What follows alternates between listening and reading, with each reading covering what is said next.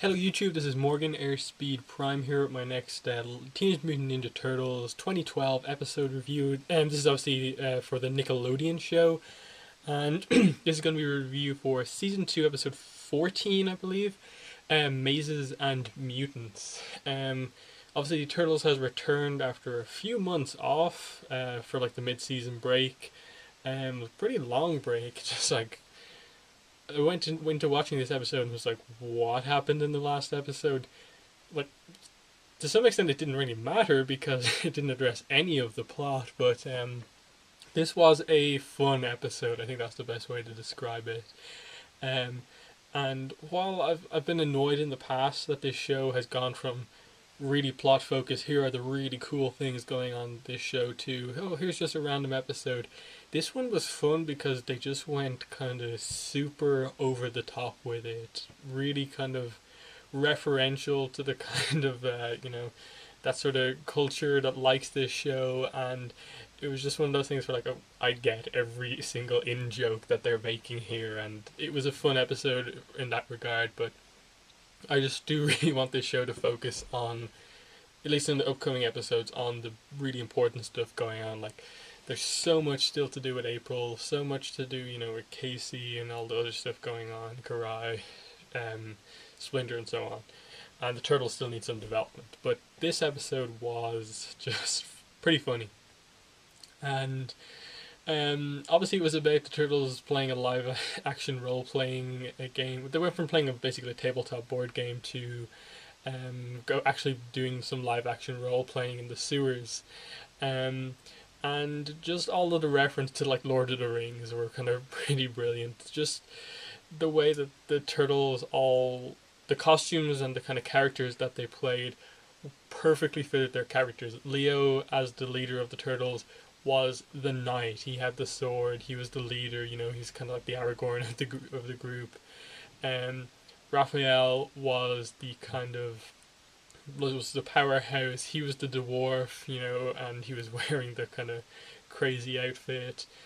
Donnie, as the smart one, was the wizard. He with the staff kind of done up to make it look like Gandalf's staff. The beard and stuff like that. That was perfect, and the way he kind of did it was really good, well done. Especially the "You shall not pass" at the end, doing the voice. That was really well done. And then Michelangelo as the kind of elf with the bow and arrow, kind of the Legolas of the group, and the whole thing. He was the one who really knew his stuff about these live actual role playing games with the whole reference to the items, ring of +1 awesomeness, and all this other stuff. It was just very referential to that sort of culture, and just really fun throughout. The plot was very kind of light throughout, and it really was just, okay, here's a situation where the Turtles are going to have some action and it's going to have a minor plot. But it was an interesting introduction to a new mutant. Obviously, this kid feeding birds on the rooftop, he gets hit with one of the mutagen canisters. I assume from earlier on in the season, when the Turtles obviously the mutagen spread across the city. That's when this happened. And he was really into role playing games, and his power apparently was that he's able to influence people's minds and make them basically give them illusions and stuff like that. That was a really cool power to have. And just the fact that he wasn't a villain, he just kind of used his power to get people to play his game on this other level, and he kind of played the villain in a kind of live action role playing sense. And that was just really like a fascinating thing once you get the reveal at the end, and that he actually didn't have anyone to play with. And when the Turtles found the game which he left out for them, he was really happy and just wanted to play with them. And they weren't ever really at risk throughout this whole thing. It was just a kind of fun way to play the game. That was really just a nice episode. Nothing too crazy going on. And so really, I don't have a massive amount to say about the episode, but it was, good. But I do think they need to return to the important stuff in the series and not have too many of these episodes. This is nice once in a while to have a just fun episode where you don't have to worry about the plot, but the plot is good when it's actually focusing on it, and I wish they'd do that more. But yeah, what else is there to really say about the episode? April wasn't really involved, only slightly at the end, and even then it was just an illusion. She wasn't actually there. Princess April, that was interesting. And yeah, just some of the references, like the kind of enemies that the turtles had to fight. There was Leatherhead as the dragon with all the gold around, clearly a reference to Smaug from The Hobbit. You had the Doctor who turns into the monkey earlier on in season one. He was the kind of monkey horde and stuff like that. But yeah, so some nice references, and obviously just in general the kind of playing up the whole role playing idea with the turtles was nice.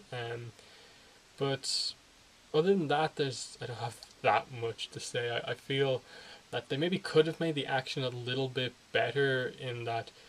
Okay, I get it, they were in an illusion, but why didn't they play up the whole imagination thing a little bit more to actually just have some crazy over the top action?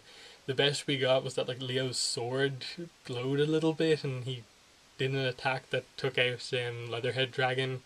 I would like to see some just over the top kind of crazy stuff like Michelangelo jumping into the air, firing like a million arrows, Donatello actually like believing that he was doing some magic or something like that.